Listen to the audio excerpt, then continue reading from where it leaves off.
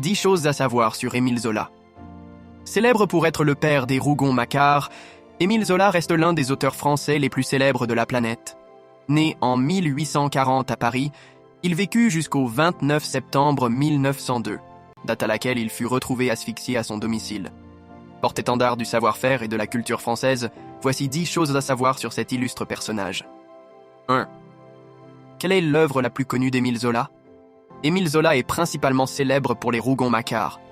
En effet, il s'agit d'une œuvre colossale, rassemblant 20 volumes. Cette collection littéraire dépeint la société française à l'heure du Second Empire et met en scène une famille, les Rougon-Macquart, à travers différentes générations. 2. Quand Émile Zola a-t-il rédigé son premier ouvrage? Émile Zola s'intéressa à la littérature dès son plus jeune âge. Ainsi, son premier roman aurait été rédigé lorsqu'il était en 6e.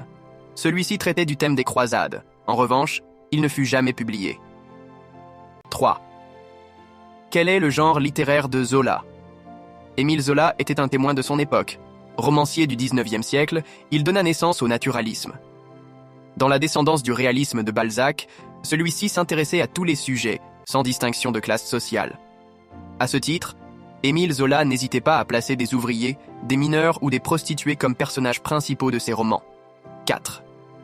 Quelle était sa méthode pour écrire ses romans? Émile Zola élaborait d'abord une première ébauche, avant de rédiger plus précisément une fiche pour chacun de ses personnages.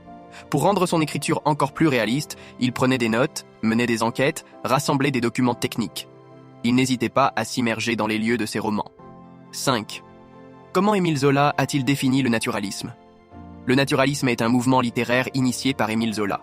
En parfaite prolongation du réalisme, celui-ci dépeint la réalité d'une époque en s'appuyant sur une documentation précise et en n'hésitant pas à traiter de tous les sujets, y compris sous certains aspects immoraux ou vulgaires. Il est le parfait reflet de la réalité. 6.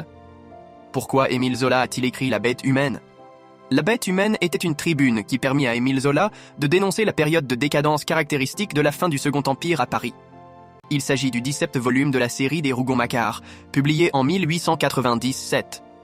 Pourquoi Émile Zola a-t-il pris la défense de Dreyfus?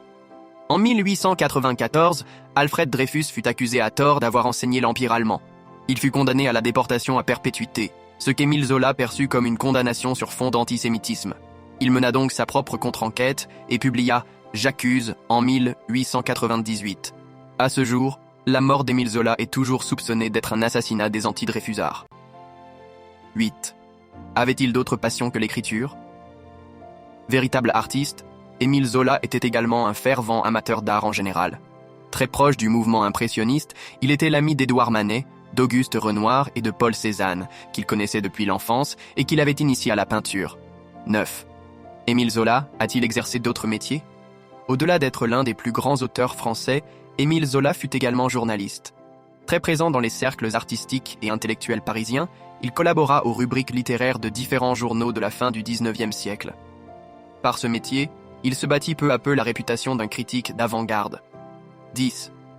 Quel roman d'Émile Zola faut-il lire? Pour avoir un aperçu du talent d'Émile Zola, voici un panel de 5 de ses œuvres incontournables. L'Assommoir, 1877, Germinal, 1885, Au bonheur des dames, 1883, Nana, 1880, La Bête humaine, 1890.